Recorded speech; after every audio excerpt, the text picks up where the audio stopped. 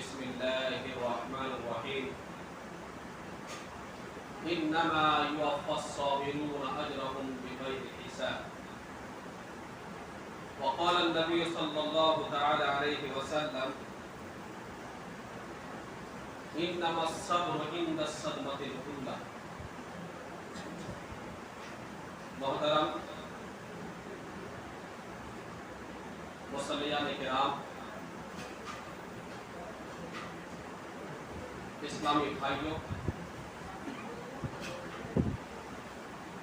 ہر قسم کی تعریف اللہ رب العالمین کے لیے ہے جس نے ہمیں دینی مجلس میں شرکت کا موقع عنایت فرمایا۔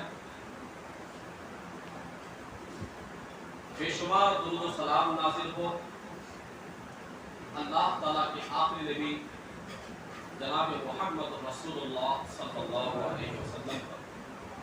اللہم صلی علیہ، اللہم بارک علیہ۔ محترم حاضرین و سامعین، آج کی اس ہفتہ واری پروگرام میں میں نے ایک عنوان کا انتخاب کیا ہے، وہ ہے اپنے اندر صبر پیدا کریں۔ انشاءاللہ آج کی اس مختصر سے بیان میں صبر پیدا کرنے کے طریقے کیا ہے وہ ہم آپ کے سامنے رکھیں گے۔ اللہ تعالیٰ سے دعا ہے کہ اللہ تبارک و تعالیٰ مجھے کتاب و سنت کے روشنی میں صحیح اور برحق بات کہنے، پھر اس پر مجھے اور تمام سامعین کو عمل کرنے کی توفیق عطا فرمائے۔ یہ دنیا جس زندگی میں ہم رہ رہے ہیں، جس دنیا میں ہم رہ رہے ہیں، اس دنیا میں انسان کی زندگی میں اتار چڑھاؤ، نشیب فراز، خوشی غمی، خوشحالی بدحالی، بیماری شفایابی، صحت مندی، اولاد کا ہونا، اولاد کا نہ ہونا، نعمتوں کا ہونا، مال و اسباب کا ذخیرہ ہونا، مال و اسباب کا نہ ہونا، روزی روٹی کے اسباب و ذرائع بے شمار ہونا، پھر اس سے محرومی کا اسباب پیدا ہو جانا، دکانوں میں بیٹھے کسٹمر کا بہت زیادہ آنا، کبھی بالکل خالی واپس آ جانا، مزدوری کا نہ ملنا، یعنی دنیا میں بہت سارے ایسے معاملات ہیں جو انسان کی زندگی سے جڑے ہوئے ہیں۔ کوئی بھی انسان کسی بھی مسئلہ سے خالی نہیں، کوئی نہ کوئی پریشانی، کوئی نہ کوئی مسئلہ ان کی زندگی سے جڑا ہوا۔ ان حالات میں انسان صبر نہیں کر پاتا، پریشانیاں اتنی زیادہ ہیں کہ گن نہیں سکتے، دکھوں کے انبار ہے، اولاد ہے نافرمان، اولاد سے محرومی، مال و اسباب ہے برکت نہیں، تجارت و بزنس میں وہ کامیابی و ترقیاں نہیں مل پا رہی ہے جو ہونی چاہیے، دکانوں میں بیٹھے گراہک کا انتظار کر رہے نہیں آ رہے، مزدوری نہیں مل رہی ہے۔ یہ پریشانیاں مال اللہ تعالیٰ دے کر بھی آزماتا ہے، چھین کے بھی، اولاد دے کر کے بھی، اللہ اولاد چھین کے بھی، اولاد سے محروم کر کے بھی۔ اللہ تعالیٰ کسی کو اہل ثروت بنا دیا، مال و دولت کا مالک بنا دیا، منٹوں میں اللہ تعالیٰ سے چھین کے کسی اور کو دے دیا۔ یہ زندگی کے مشاغل، یہ زندگی کے امور انسان سے جڑے ہوئے ہیں۔ ایسے حالات میں جب انسان کے اوپر پریشانی آتی ہے، دکھوں کا پہاڑ اس پر ٹوٹتا ہے یا آزمائش کی گھڑیاں ان پر آتی ہے تو وہ انسان پریشان ہو جاتا ہے کہ ہم نے کرنا کیا ہے، کیسے اس کا فیس کرنا ہے، اس کا مقابلہ ہم کیسے کریں گے، کس طرح ہم برداشت کریں گے، کس طرح ہم کامیاب ہوں گے، پریشان ہو جاتا ہے۔ میرے بھائیوں، اسی پریشانی کے حل کے لیے ہمیں صبر کا دامن تھامنا ہے۔ صبر ہم کب کریں گے؟ جب صبر کا مقام، صبر کا درجہ، صبر کا بدلہ، صبر کا ثمرہ اور صبر کا نتیجہ ہمیں سمجھ میں آئے گا، جب بندہ مومن صبر کرے گا، ورنہ صبر نہیں کر سکتا۔ صبر کب کرنا ہے، کس وقت کرنا ہے، کون سی گھڑی میں کرنا ہے، کس طرح کرنا ہے؟ جب تک بندہ اس چیز کی اصلیت کو نہیں جانے گا صبر نہیں کر سکتا ہے۔ رسول اکرم صلی اللہ علیہ وسلم نے فرمایا انما الصبر عند الصدمۃ الاولى، پہلے مرحلے میں، پہلے حالات میں صبر کرنا یہ بڑی کامیابی کی بات ہے۔ اچانک آپ کے پاس آپ کے کسی قریبی رشتہ دار کی وفات کی خبر آئی، اطلاع ملی، آپ کے کسی جاننے پہچاننے والے آپ کے رشتہ دار آپ کے قریبی دنیا سے چل بسے، چاہے آپ کی ماں کی شکل میں ہو، باپ کی شکل میں ہو، اولاد کی شکل میں ہو، دوست احباب کی شکل میں ہو، پیاروں کی شکل میں ہو، کسی بھی شکل میں ہو، مال چھن گیا ہو، گھاٹا اور نقصان ہو گیا ہو، پریشانی میں مبتلا ہے، بیماری میں آ گئی ہے، تو اسی صورت میں اچانک جو خبر ہم تک پہنچی ہے اسی وقت صبر کرنا یہ میری صبر ہے، ورنہ 2-4 دن کے بعد تو صبر انسان کو آ ہی جاتا ہے۔ ہماری اہمیت ہوئی، آج تو جزا فضا کر لیے، 2 دن کے بعد تو صبر تو آنا ہی ہے، تو وہ صبر کوئی کام کے نہیں ہے۔ صبر تو وہ ہے جب مصیبت آپ پر منڈلا رہی ہے، جو مصیبت آپ کو گھری ہوئی ہے اور اس وقت آپ صبر کر رہے ہیں، صبر وہ کام کے ہے، وہ مقام والا صبر ہے۔ آئیے میں آپ کو بتاتا ہوں، اللہ تبارک و تعالی نے فرمایا انما یوفی الصابرون اجرهم بغیر حساب، اللہ تعالی صبر کرنے والوں کو بلا حساب پورا پورا بے شمار اجر دیتا ہے، گنتے کے نہیں۔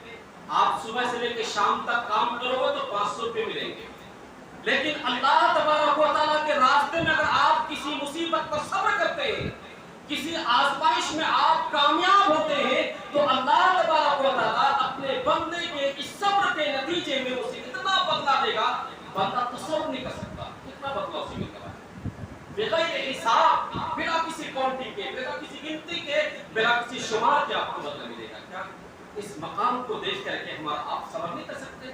ضرور کریں گے۔ آئیے صبر کے وہ طریقے کون سے ہیں جسے اپنا کر کے، جسے اپنی زندگی میں لاگو کر کے صبر کے دامن کو ہم تھام سکتے ہیں اور صبر کے راستے پر چل سکتے ہیں، یا مصیبتوں کا، تکلیفوں کا ہم صبر کے ذریعے سے سامنا کر سکتے ہیں۔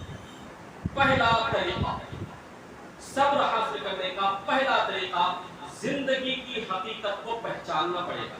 یہ زندگی جہاں ہم آپ رہ رہے ہیں، جہاں ہماری سانسیں چل رہی ہے، اگر زندگی ہے تو بیماری بھی ہے، اگر زندگی ہے تو خوشحالی بھی ہے، اگر زندگی ہے تو تنہائی اور بدحالی بھی ہے، اگر زندگی ہے تو آزمائشیں بھی آئیں گی، اگر زندگی ہے تو تکلیفیں بھی آئیں گی، اگر زندگی ہے تو مصیبت بھی آ جائیں گی۔ زندگی ختم ہو تو سارا معاملہ ختم ہو جائے گا، لیکن زندگی ہے تو زندگی کے سارے معاملات سے آپ کو دوچار ہونا پڑے گا۔ وہ زندگی ایک ایسی زندگی ہے جس کے بارے میں جناب محمد رسول اللہ صلی اللہ علیہ وسلم نے فرمایا الدنیا سجن المؤمن، الدنیا سجن المؤمن وجنۃ الکافر، یہ دنیا مومن کے لیے قید خانہ ہے، جیل خانہ ہے۔ جیل میں، دنیاوی جیل میں انسان اگر اریسٹ ہو کر کے جاتا ہے، حالانکہ وہ بڑا آدمی ہے، جیل میں اس کو ہر طرح کی فیسلٹیز ملتی ہے، ہر طرح کی سہولیات موجود ہے، تمام طرح کے راحتیں ان کو مل رہی ہے، لیکن پھر بھی تو وہ جیل خانہ ہی ہے، وہ آزاد گھر تو نہیں۔ آپ تو آزاد نہیں، آپ جیل میں ہو، چاہے کتنی بھی سہولیات آپ کو فراہم ہو جائے، لیکن کوئی نہ کوئی پریشانی اس جیل میں رہ کر کے آپ کو جھیلنی ہی پڑتی ہے۔ وہ آزاد والی زندگی میں جیل میں نہیں ملیں گے آپ۔ تو نبی کریم صلی اللہ علیہ وسلم نے پوری دنیا کو اہل ایمان کے لیے قید خانہ قرار دیا ہے۔ جب ہم مل کر کے اس دنیاوی زندگی کو اپنے لیے قید خانہ سمجھیں گے تو سمجھ جائیں گے کہ یہاں خوشحالی بھی آئے گی، یہاں بدحالی بھی آئے گی، یہاں مصیبتیں آئیں گی، یہاں تکلیفیں آئیں گی۔ اور اگر دنیا میں ساری آشائشیں، دنیا میں ساری نعمتیں، دنیا میں ساری عافیتیں مل جائے تو جنت کا سوال کون کرے گا؟ جب دنیا میں ساری راحتیں ہیں تو جنت کون مانے گا؟ جنت میں راحت ہی راحت ہے نا، تو دنیا میں ساری راحتیں مل گئی تو آخرت میں کو جنت ماننے کی ضرورت نہیں ہے۔ اللہ تبارک و تعالیٰ نے دنیاوی زندگی اور اخروی زندگی کو بہت زیادہ فرق رکھا۔ تو دنیاوی زندگی میں جو بھی مصیبتیں آئیں گی، آپ یہ سمجھ سمجھ جاؤ کہ یہ قید خانہ ہے اور قید خانے میں جیل خانے میں پریشانی انسانوں کو اٹھانی ہی پڑے گی، اور جب بھی آپ دنیا کو جیل خانہ سمجھو گے تو پریشانی کا جو ہے سابقہ آپ اچھی طرح کرو گے، اس کا فیس صحیح اعتبار سے کر پاؤ گے صبر کی دامن تھامتے ہوئے، ورنہ صبر نہیں کر پائیں گے۔ آپ کو بتاؤ گے ایک صحابی رسول نبی صلی اللہ علیہ وسلم کی خدمت میں حاضر ہو کر کہتے ہیں کہ اللہ کے رسول صلی اللہ علیہ وسلم میرے پاس وظیفے کا وقت رہتا ہے، میں چاہتا ہوں کہ آپ پر کثرت سے درود پڑھوں۔ رسول اکرم صلی اللہ علیہ وسلم سے وہ پوچھتے کہ اللہ کے رسول صلی اللہ علیہ وسلم آپ پر میں کتنی درود پڑھوں، کتنے بار درود پڑھتا رہوں؟ نبی صلی اللہ علیہ وسلم کہتے ہیں کہ تمہاری مرضی، تم جتنا چاہو پڑھو، جتنا زیادہ پڑھو گے تمہارے لیے اچھا بہتر ہوگا۔ وہ صحابی رسول کہتے ہیں کہ اللہ کے رسول 1/4 4 حصے کا ایک حصہ میں آپ پر درود بھیجا کروں گا۔ اللہ کے رسول کہتے ہیں کہ تمہاری مرضی ہے، تم اگر زیادہ بھیجو گے تو تمہارے لیے فائدہ ہوگا۔ وہ صحابی رسول کہتے ہیں کہ آدھا نصف حصہ آپ پر درود بھیجا کروں گا۔ اللہ کے رسول کہتے ہیں کہ تم اور زیادہ کرو گے، زیادہ وقت لگاؤ گے تمہارے لیے بہتر ہوگا۔ وہ صحابی رسول کہتے ہیں کہ دو تہائی 3 حصہ لگا کر کے 2 حصے آپ پر درود بھیجوں گا۔ نبی صلی اللہ علیہ وسلم فرماتے ہیں کہ اگر تم زیادہ کرو تو تمہارے لیے بہتر ہے۔ وہ صحابی رسول کہتے ہیں کہ تب پھر میں سارا وقت آپ پر درود بھیجتا ہوں۔ رسول اکرم صلی اللہ علیہ وسلم فرمایا اذن تکفی ہمک ویغفر لک ذنبک، جب یہ تمہاری صورتحال پیدا ہو جائے کہ تم اپنے نبی پر درود بھیجتا رہو، سلام بھیجتا رہو، تو یہ درود تمہارے لیے تمہارے غموں کے مداوا بن جائیں گے اور تمہارے گناہوں کی بخشش کا ذریعہ بن جائیں گے۔ سبحان اللہ، اندازہ کریں۔ تو جب بندہ مومن اپنے غم سے دور ہوگا، درود کو بھیج کر کے ان کے گناہ معاف ہو جائیں گے تو وہ مضبوط ہو جائے گا۔ جب مضبوط ہوگا تو وہ صبر کر پائے گا، وہ پریشانی اور جو مصیبت کی گھڑیوں کو دیکھ کر کے وہ اپنے اوپر مضبوطی لا کر کے وہ اس کا مقابلہ کر سکتا ہے، صبر کر سکتا ہے سب کے ذریعے سے۔ اسی طریقے سے ایک اور دوسرا راستہ، دوسرا ذریعہ، دوسرا طریقہ صبر حاصل کرنے کا وہ نماز کا ذریعہ۔ نماز پڑھنے والا رب کا قریبی ہوتا ہے۔ نماز چاہے وہ رکوع کی حالت میں ہو نمازی، سجدے کی حالت میں ہو، وہ قیام کی حالت میں ہو، اللہ کی بندگی کرنے والا وہ اللہ کی مدد میں رہتا ہے، اور اللہ تعالیٰ ایسے بندوں کی مدد ہمیشہ کرتے رہتا ہے۔ یا ایھا الذین آمنوا استعینوا بالصبر والصلاۃ ان اللہ مع الصابرین۔ نماز پڑھتے رہو گے، نماز پر قائم رہو گے، نماز کا خیال رکھو گے، نوافلات کا اہتمام کرو گے، کثرت سجدے میں لگے رہو گے، کثرت رکوع کرو گے، کثرت قیام کرو گے، نوافلات کا اہتمام کرو گے تو اللہ کی معیت ہوگی۔ جب اللہ تعالیٰ ہمارے ساتھ ہوگا تو ہمیں مضبوطی ملے گی، قوت، ایمانی قوت ہمیں ملے گا، اور ایمانی قوت کی وجہ سے ہم جو ہے دنیا کے تمام تر مصیبتوں کا سامنا بآسانی کر سکتے ہیں۔ جب اللہ کی معیت ہمیں ہوگی تب۔ نبی کریم صلی اللہ علیہ وسلم کی معمول تھا یا آپ کی عادت مبارکہ تھی کہ اذا اصاب او اذا كان حزبه امر فصلى، نبی کریم صلی اللہ علیہ وسلم پر جب بھی کوئی ناگہانی حالات ہوتے یا پریشانی آتی تو آپ نماز کو کھڑے ہو جایا کرتے تھے، آپ نماز پڑھا کرتے تھے۔ حضرت عبداللہ بن عباس رضی اللہ تعالیٰ عنہ ایک مرتبہ سفر کی حالت میں ہیں، ان تک ان کے بھائی کی وفات کی اطلاع اور خبر ملتی ہے، وہ سواری پر ہوتے ہیں، سواری پر سے اترتے ہیں، انا للہ و انا الیہ راجعون پڑھتے ہیں اور 2 رکعت نماز ادا کرتے ہیں۔ نماز پڑھنے سے، نماز کا خیال رکھنے سے، نوافلات کا اہتمام کرنے سے جب اللہ کی معیت آئے گی، جب اللہ کی معیت ہوگی تو ہمیں کسی مصیبت سے ڈرنے کی ضرورت نہیں ہوگی، تو انسان بندہ صبر کرے گا۔ اسی طریقے سے ایک تیسرا طریقہ جس کے ذریعے سے ہم صبر کو پا سکتے ہیں وہ اللہ کے ذکر کا اہتمام کرنا اور کثرت سے اپنے نبی پر درود بھیجنا۔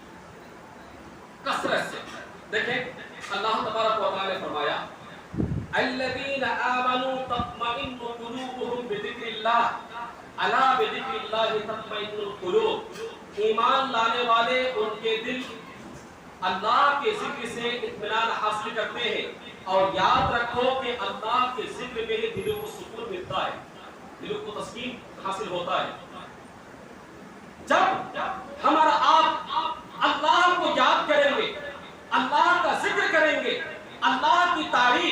اللہ کی توصیف، اللہ کی بڑائی، اللہ کی بزرگی بیان کریں گے تو وقتاً اللہ تبارک و تعالی ہمارے اوپر توجہ فرمائے گا۔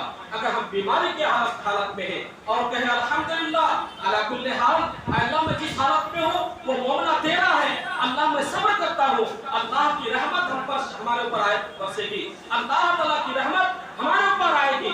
جب اللہ کی رحمت ہوگی تو ہم مضبوط ہو جائیں گے، ہمارے اندر طاقت پیدا ہو جائے گی، ہمارے اندر جو مضبوطی آئے گی، ایمان ہمارا مضبوط ہو جائے گا۔ جب ایمان مضبوط ہوگا تو مصیبتوں سے لڑنے میں ہمارے آسانی پیدا ہوگی۔ رسول اکرم صلی اللہ علیہ وسلم پر درود بھیجا کرے کثرت درود سے۔ ایک بات تو یہ ہے کہ ایک شخص جب درود ایک مرتبہ پڑھتا ہے تو اللہ تعالیٰ اس بندے پر 10 رحمتیں نازل کرتا ہے۔ 10 رحمتیں، کتنی رحمتیں؟ 10 رحمتیں نازل کرتا ہے۔ اندازہ کریں، 10 رحمتیں نازل کرتا ہے۔ رسول اکرم صلی اللہ علیہ وسلم نے فرمایا من اصاب به ہم و غم، یہ حالات ہے کہ جب کسی کو کوئی تکلیف پہنچے، پریشانی ہو، تو جب انسان نبی کریم صلی اللہ علیہ وسلم پر کثرت سے درود پڑھتے ہیں، کثرت سے درود بھیجتے ہیں تو ان کے غموم دور ہو جاتے ہیں، ان کے گناہ خطا بھی معاف ہو جاتے ہیں۔ ہمیشہ خصوصی طور پر جب نبی کریم صلی اللہ علیہ وسلم کا نام آپ اپنے کانوں سے سنیں تو فوراً صلی اللہ علیہ وسلم ضرور کہیے گا، اور وقت ملتے ہی باہر ہو، گھر کے اندر بستر پہ سونے جا رہے ہو یا باہر تجارت و کاروبار و بزنس میں ہو، اللہ کے ذکر کے ساتھ نبی کریم صلی اللہ علیہ وسلم پر درود بھیجا کرے۔ اللهم صل على محمد وعلى ال محمد كما صليت على ابراهيم وعلى ال ابراهيم انك حميد مجيد، اللهم بارك على محمد وعلى ال محمد كما باركت على ابراهيم وعلى ال ابراهيم انك حميد مجيد۔ اس طرح کلمات کا اہتمام کریں۔ اسی طریقے سے ایک چوتھا طریقہ جس کے ذریعے سے ہم صبر کر سکتے ہیں یا پریشانیوں کا سامنا صبر کے ذریعے سے کر سکتے ہیں، وہ یہ ہے انبیاء کرام کے قصے کو یاد کریں، انبیاء کرام کے قصے کو پڑھیں۔ قرآن کریم میں اللہ تبارک و تعالیٰ نے تمام نبیوں کے واقعات کو، قصوں کو بیان کیا ہے ان کی قوموں کے ساتھ۔ ہم آپ اچھی طرح جانتے ہیں اللہ تبارک و تعالیٰ نے جتنے بھی پیغمبروں کو بھیجا ہے تمام پیغمبر آزمائے گئے، تمام پیغمبروں پر مصیبتیں آئیں، آزمائشیں ان کی ہوئی، تمام پیغمبروں نے اپنے اپنے ایمان کی مضبوطی کے ساتھ رب کائنات کی آزمائش پر کھڑے اترے۔ حضرت ابراہیم کی زندگی کو پڑھیں، حضرت موسیٰ علیہ السلام کی زندگی کو پڑھیں، حضرت نوح علیہ السلام کی زندگی کو پڑھیں، حضرت عیسیٰ علیہ السلام کی زندگی کو پڑھیں، ہمارے آخری پیغمبر جناب محمد رسول اللہ صلی اللہ علیہ وسلم کی زندگی کو پڑھیں، آپ کو سمجھ میں آئے گا کہ کن کن پریشانیوں کا سامنا ہوا ہے، اے لوگوں نے ان مصیبتوں کا فیس کس طرح کیا ہے، کس طرح مقابلہ کیا ہے۔ صبر آئے گا، صبر آئے گا۔ صحابہ کرام کی زندگی کو دیکھیں کن کن حالات سے انہیں سابقہ ہوا ہے اور انہوں نے کیا معاملات کس طرح انہوں نے معاملات کو حل کیے ہیں، ہمارا اچھی طرح جانتے ہیں۔ وہ ایمانی طاقت تھی، وہ ایمانی اسپرٹ تھی کہ انسان کو منزل مقصود تک صحیح سلامت پہنچایا ہے نا؟ ایمان کا بچانا، یہ منزل مقصود تک پہنچانا، یہ ایمان اصل چیز ہے۔ ایک اور ذریعہ جس کے ذریعے سے ہم اپنے اندر صبر پیدا کر سکتے ہیں یا کسی مصیبتوں کا معاملہ جو ہے حل صبر کے ذریعے سے کر سکتے ہیں، وہ ہے خاص دعاؤں کا اہتمام کر کے، خاص دعاؤں کا اہتمام کر کے۔ ہم اللہ کو بھول گئے، اللہ کو بھول گئے ہیں۔ ہم سوچ رہے ہیں کہ ہماری صحت اچھی ہے، ہم پیسے والے ہیں، مال والے ہیں، روزگار ہمارا چل رہا ہے، کاروبار ہمارا ٹھیک ٹھاک چل رہا ہے، تو اللہ کو پکارنے کی ضرورت کیا ہے؟ یہ ہم نے سوچ لیا ہے۔ ارے اللہ کہاں دیا ہم کو، ہم مانگ رہے، کہاں ملا ہے؟ اتنی ساری مصیبتیں میں ہم گرے ہوئے، کہاں اللہ تعالیٰ پریشانی دور کرتا ہے؟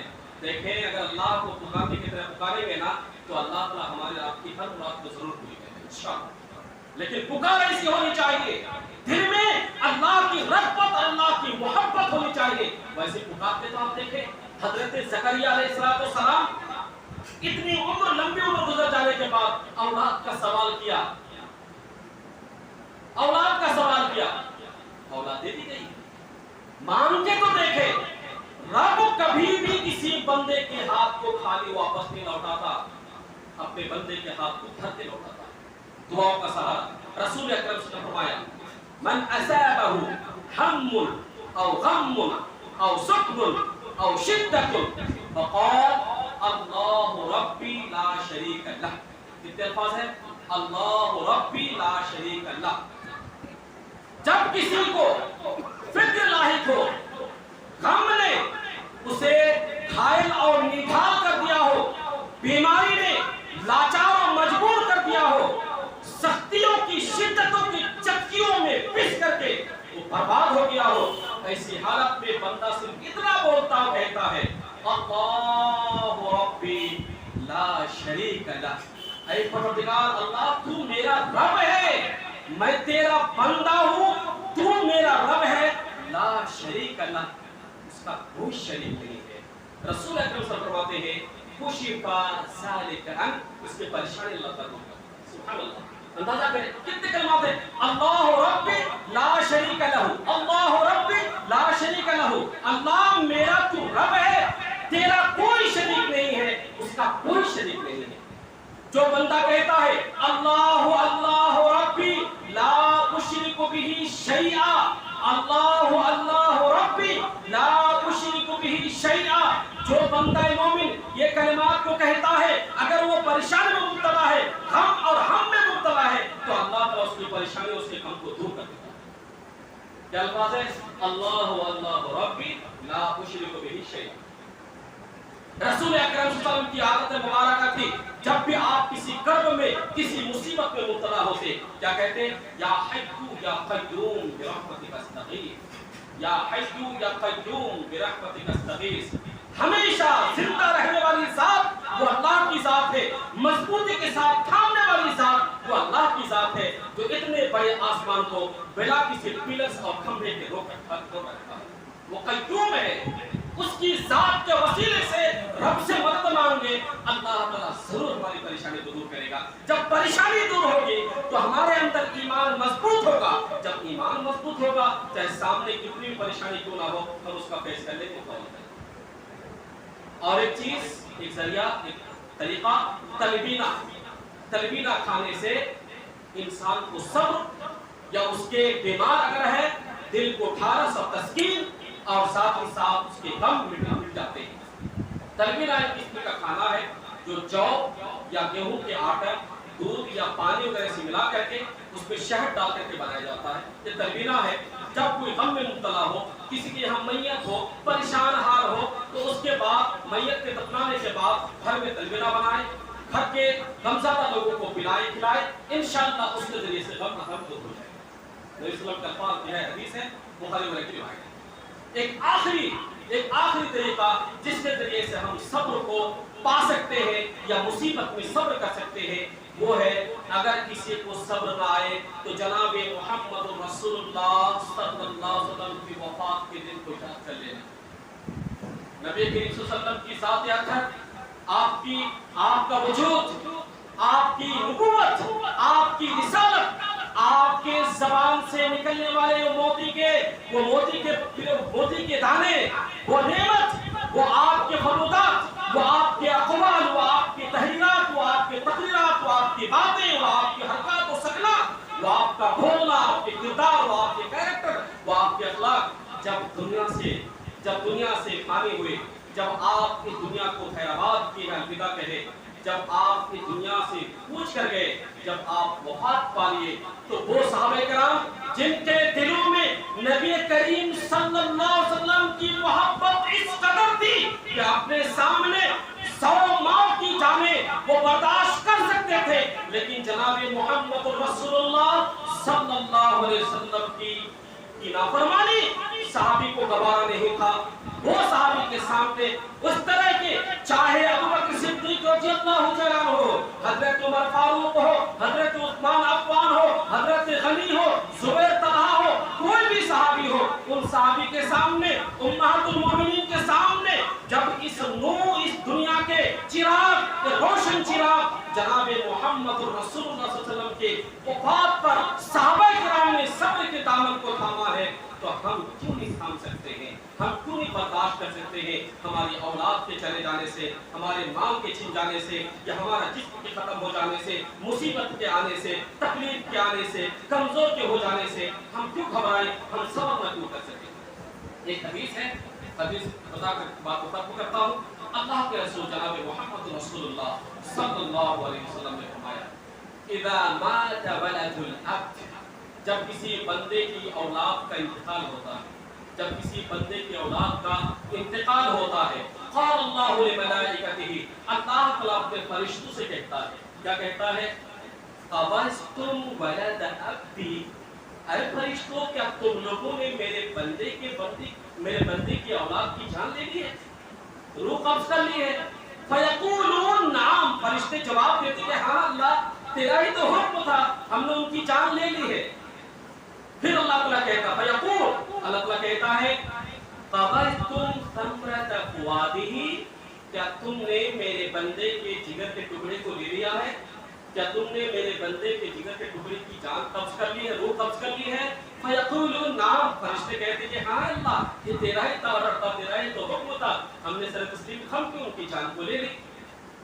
اللہ تعالیٰ فرشتوں سے کہتا ہے ماذا قال عبدی، جب میرے بندے کی اولاد تم نے لے لی ہے، ان کی روح قبض کر لی ہے، تو میرے بندے نے کیا کہا؟ میرے بندے نے اپنی اولاد کی جدائی کے موقع پر کیا کہا میرے بندے نے؟ فرشتے کہتے فیقولون حمدک واسترجع، بندوں نے کہا الحمدللہ، تیری تعریف کی اللہ، اے اللہ تیری تعریف کی، اور کہا انا للہ وانا الیہ راجعون۔ تو اللہ تعالیٰ فرشتوں کو کیا جواب دیتا ہے، کیا حکم دیتا ہے؟ ابنوا لعبدی بیتا فی الجنہ، میرے اس بندے کے لیے جنت میں تم سب مل کر ایک گھر بناؤ، وَسَمُّوا هَذَا الْبَيْتَ وَسَمُّوهُ بیت الحمد، اور اس گھر کا نام بیت الحمد۔ سبحان اللہ، تعریفوں کا گھر۔ میرے بھائیوں، اگر ہماری زندگی میں ہماری آنکھوں کے سامنے اگر ہماری اولاد چاہے 2 کی شکل میں ہو، 3 کی شکل میں ہو، 1 کی شکل میں ہو، چھن جاتی ہے، اللہ تعالیٰ اپنی امانت واپس لے لیتا ہے، اس پر اگر آپ الحمدللہ کہتے ہیں، اللہ کی تعریف کرتے ہیں اور انا للہ وانا الیہ راجعون کہتے ہیں، تو انشاءاللہ اپنا گھر جنت میں بیت الحمد پائیں گے۔ اللہ تعالیٰ سے دعا ہے کہ اللہ تبارک و تعالیٰ ہمیں یہ دنیا تو نے ہمارے لیے ہی بنایا ہے، یہ دنیا ہمارے لیے دارالعمل ہے، اللہ تو ہمیں یہاں جب تک زندہ رکھے تمام طرح کی پریشانیوں، مصیبتوں، تکلیفوں کے سامنا کرنے کی اللہ تمہیں توفیق عطا فرمائے، وہ طاقت و قوت دے۔ اے اللہ ہمیں زیادہ تر تیرا ذکر کرنے، تیری عبادت کرنے، تیری بندگی کرنے کی توفیق عطا فرما۔ اے اللہ ہماری زبان تیرے ذکر سے تر ہو، ہماری زبان تیرے محبوب پر درود و سلام کے تحفے اور قدرتیں پیش ہو، اللہ اسی زبان ہمیں عطا فرما۔ اے اللہ ہمارے نوجوانوں کو تیری بندگی کی طرف کھینچ لے، اور ہمارے بزرگوں کو اللہ ان کو ایسی صحت و طاقت دے جو تیری بندگی حسن و خوبی کے ساتھ ادا کر سکے۔ اے اللہ ہمارے قول کو، ہمارے کردار کو، ہمارے گفتار کو تو قبول عطا فرما۔ اللہ ہمارے بیٹھنے کو، ہماری سماعت کو، ہمارے قول کو اللہ تو قبول عطا فرما۔ اللہ ہمیں نیک صالح عمل کرنے کی توفیق عطا فرما۔ آمین۔ رب العالمین۔ السلام علیکم ورحمۃ اللہ۔